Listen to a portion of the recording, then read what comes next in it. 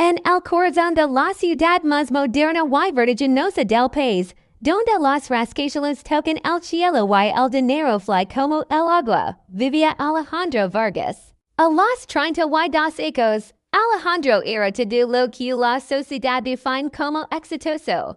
CEO de una de las corporaciones inmobiliarias más grandes del continente. Dueño de una colección de autos de lujo y protagonista constante de las revistas de negocios. Sin embargo, detrás de esos trajes costosos y de esa fría mirada de acero, Alejandro llevaba una vida bella, regida por relojes, reuniones y expectativas ajenas, Hugh and Marty's Livioso. Cuando el destino decidió intervenir en su mente planificada rutina, Alejandro se dirigía a la fusión más importante de su carrera cuando su coche deportivo, un Jaguar azul eléctrico, sufrió un pinchazo inesperado en una carretera secundaria. El neumático reventó con un estruendo sordo, obligándolo a detenerse en un barrio que no aparecía en sus mapas de lujo. Eran calles estrechas, líneas de vida, con casas pintadas de colores y el olor inconfundible café recién tostado y fruta madura. Sin señal en el teléfono y con su conductor de repuesto enfermo ese día, Alejandro se vio obligado a bailar. Sus zapatos italianos se hundieron en el barro, y su abrigo de marca absorbió la fina lluvia. Camino calles buscando ayuda hasta que llegó una pequeña plaza llena de puestos. Fue allí entre montañas de naranjas, mangos y manzanas. Donde la vio, ella se llamaba Sofía. No era una mujer que llamaría la atención en una gala de caridad. Pero en ese mercado con el sol rompiendo entre las nubes, brillaba con una luz propia. Vestía una blanca sencilla y delantal de tela resistente. Sus manos, manchadas de tierra y jugo de fruta, movían las naranjas con una delicadeza pasmosa. Cuando ría al cantar el chiste en cliente anciano, su risa no era esa risa educada y calculada que Alejandro estaba acostumbrado a escuchar en sus cenas de negocios. Era una risa profunda, genuina, que nace del alma y parecía limpiar el aire su alrededor. Alejandro se acercó a su puesto, sintiéndose en extraño en ese mundo. Necesitaba un teléfono, una ayuda mecánica, algo. Pero cuando Sofía levantó la vista y sus ojos oscuros se encontraron con los de él, el tiempo se detuvo. No hubo juicio en su mirada, solo curiosidad y una calma que él desconocía. ¿Necesitas algo? Preguntó ella con una voz suave. Alejandro, acostumbrado a dar órdenes, se sintió nervioso, mi coach. Se averió unas calles. Necesito llamar a alguien, pero mi teléfono está sin batería. Sofía no dudó ni un segundo. Sacó de su bolsillo un teléfono viejo, con las teclas desgastadas por el uso. Y lo tendió, aquí USA el mío. Pero ten cuidado, la pantalla falló veces mientras Alejandro esperaba a que su asistente contestara. Observa a Sofía. Atendía a sus clientes con una paciencia infinita, recomendando la fruta más dulce a los niños y regalando con cariño a los que intentaban robar una manzana sin pagar. Había una dignidad en su trabajo, un orgullo silencioso que Alejandro, con todos sus melones, nunca había pasado. Cuando colgó, Alejandro sacó su billetera.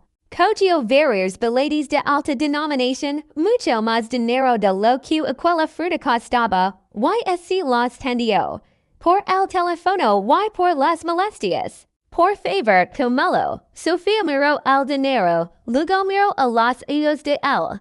Su sonrisa desapareció, reemplazada por una seriedad que sobrecogió al empresario. Señor, yo le presté el teléfono porque lo necesitaba. No para ganar dinero. Ayudar no tiene precio. Guard eso, dio empuñando suavemente su mano. Solo para arreglar su neumático. Alejandro se quedó paralizado, con el dinero en la mano. Nadie, en toda su vida, La había dicho que no. Nadie había rechazado su dinero.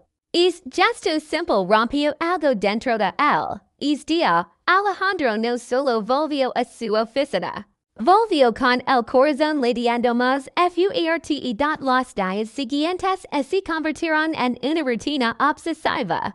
Alejandro encontraba excusas para pasar por el mercado. Primero fue para comprar frutas que nunca comía, luego para agradecerle por la ayuda, y finalmente solo para verla.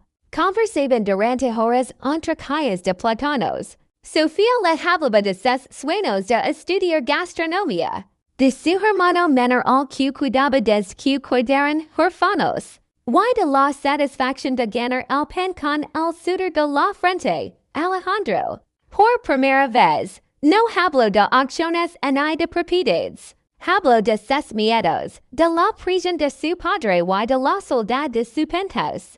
Se enamoró, no de la fantasía de una vendedora, sino de la fuerza de una mujer que tenía menos que él, pero que era mucho más rica en espíritu. Pero el amor entre mundos tan diferentes siempre atrae a las tormentas. El padre de Alejandro, Don Roberto Vargas, un hombre que construía imperios pisando a los demás, se enamoró de las visitas de su hijo. Una tarde, convocó Alejandro a su mansión. El estudio estaba lleno de humo de cigarro y oscuridad. He oído que andas pasando con una vendedora del mercado. Dio Don Roberto sin levantar la vista de su periódico. Esto es una vergüenza, Alejandro. Te estás casando con Valeria, la hija del senador. Y esa unión asegurará nuestro contrato con el gobierno. No puedes tirarte de por un capricho barato. No es un capricho, padre. Es Sofía. Ella es Nady. Gritó el padre, golpeando la mesa. Es pobre, sin educación y sin futuro. Y crime hallado, la gente como esa siempre quiere lo mismo, tu dinero. Ya la habrá reconocido, ya habrá calculado cuánto puede sacar. Ella rechazó mi dinero, papá. Eso es lo que tú no entiendes. Lo que yo entiendo es el poder. Es cambia, si vuelves a verla, te cortaré el sustento. Te daré sin un centavo. Y si eso no funciona, encontrar la manera de que ella entienda que no did meters con las Vargas. Alejandro salió de la mansión decidido. Estaba harto de las cadenas de su familiar. Y esa noche, se dirigió al mercado cerrado para encontrarse con Sofía y proponer que se fueran legos juntos, que empezaran una vida nueva, limpia y honesta. Pero cuando llegó, la plaza estaba en silencio. No había música, no hay gente. Solo luces de policía parpadeando en la oscuridad. Su corazón se detuvo cuando vio a dos oficiales sacando a Sofía de su casa, con las manos esposadas a la espalda. Su hermano pequeño gritaba desde la puerta abrazado por una vecina. Sofía. Gritó Alejandro corriendo hacia ellos. ¿Qué está pasando? Un oficial, alto y severo, le bloqueó el paso. Alayazi, Center. Esto es asunto policial. Ella es inocente. De que la acusan. Robo cualificado y receptación de objetos robados. Encontramos joyas valoradas en más de $100,000 escondidas en su hogar. Sofía, con lágrimas corriendo por su rostro, miró Alejandro a los ojos. No había miedo en su mirada, solo una tristeza profunda. No los puso. Alejandro. No lo haces. Yo sé que no. Yo la voy a sacar de aquí. Gritó él, pero la policía la empujó hacia la patrulla y se la llevaron. Alejandro se quedó solo en la calle, sintiendo una impotencia que jamás había conocido. El mundo de su padre es mundo de corrupción y poder. Acababa de golpear a lo único que el abordado al día siguiente. Las noticias destrozaban la reputación de Sofía, vendedora de frutas atrapada robando joyas de la alta sociedad. La supuesta víctima, Valeria, su premedita, que afirmaba haber perdido al collar que su suegro, al padre de Alejandro, le había regalado la pieza de encaje en su mente con una crueldad aterradora. Su padre y Valeria habían planeado todo. Usaron a Sofía como peón para destruir su relación y forzarlo a volver al redil. Pero había cometido un error. Pensaron que al destruir a Sofía, Alejandro se sometería. En cambio, despertaron en monastero Alejandro no regresó a la oficina. No se puso su traje costoso. Fue a la comisaría, donde una abogada joven puro feroz, contratada por su mejor amigo y socio Eduardo, lo esperaba es difícil, Alejandro, dio la abogada Clara. Las pruebas son circunstanciales pero fuertes. Las joyas estaban en su casa, fueron plantadas, Clara, lo sé. Y sé quién lo hizo. Necesitamos pruebas, testigos, cámaras, algo que demuestre la conspiración. Durante semanas, Alejandro vivió como un fugitivo en su propia ciudad. Renunció a la empresa, devolvió las tarjetas de crédito y se mudó en pequeño departamento cerca de la comisaría. Usó su conocimiento de los negocios para rastrear los movimientos de su padre. Descubrió transferencias bancarias ocultas a cuentas offshore, pagos a políticos corruptos y, lo más importante, el registro de las joyas. Esas joyas no habían sido robadas a Valeria. Eran joyas antiguas, propiedad de la abuela de Alejandro, que su padre había vendido ilegalmente ellos hechos para tapar en fraud. Valeria las había recuperado solo para usarlas en su plan macabro. El día del juicio, la sala estaba abarrotada de prensa.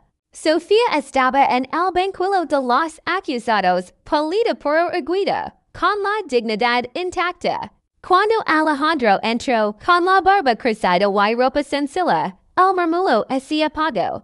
Se acercó a la defensa y le pidió permiso para declarar como testigo. El fiscal, pagado por su padre, se opuso, pero el juez lo permitió. Alejandro se puso de pie.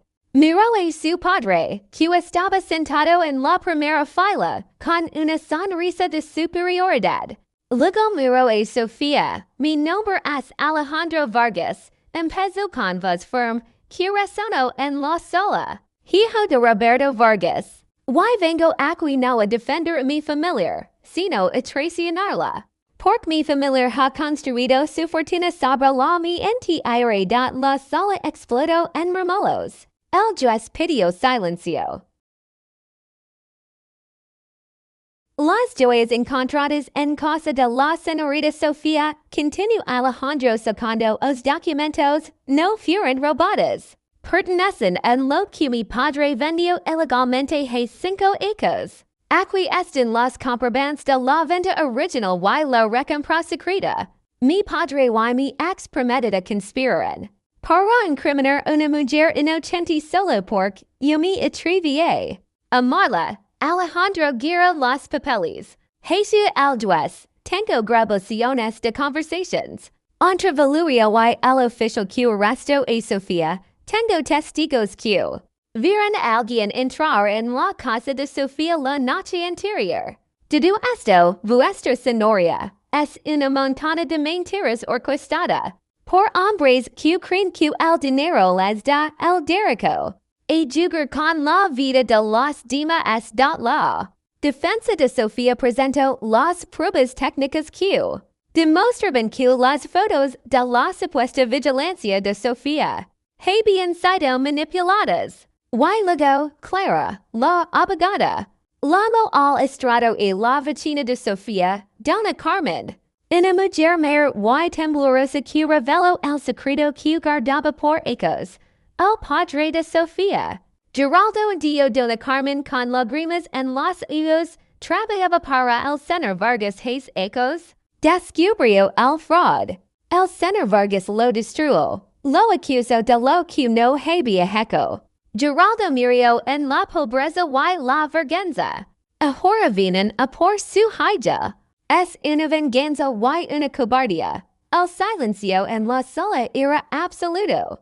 Roberto Vargas se puso de pie furioso. Rayo de ira. Esto es una calumnia. Mi hijo está loco. Y se ha enamorado de una pobre y ha perdido la cabeza. Por el juez, en nombre de las y principios, levanto la mano. Basta. Las pruebas son irrefutables. Las joyas son propiedad de la familia Vargas y fueron plantadas. Se ordena la libertad inmediata de la acusada, Sofía Ramírez.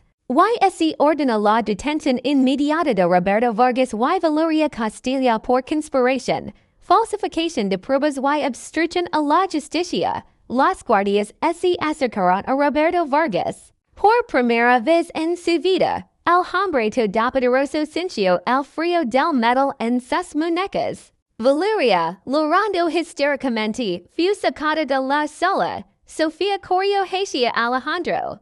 No hubo besos de película, solo un abrazo desesperado, lleno de dolor y alivio. El aloro contra su hombro, y el sostuvo a la mujer que lo había enseñado a vivir. Tres ecos después, el sol de la tarde vagaba en pequeño restaurante acogedor llamado Sabor Real. No estaba en el distrito financiero, sino en un barrio tranquilo, lleno de árboles y risas de niños. En la cocina Sofía, con un gorro de chef y una gran sonrisa, supervisaba la salida de los platos. Su sueño de estudiar gastronomía se había hecho realidad, no gracias a un milagro, sino a su propio esfuerzo y al apoyo incondicional de un hombre que lo había dado todo por ella. La puerta se abrió. Alejandro entró cargando una niña pequeña de 3 ecos en sus hombros. Y no llevaba $3 mil. Vestía jeans y una camisa de lino, y su rostro mostraba líneas de felicidad donde antes solo había esters, papalego. Gritó la niña. Sofía salió de la cocina, secando las manos. Al verlos, su rostro se iluminó. ¿Cómo estuvo el día en la consultora?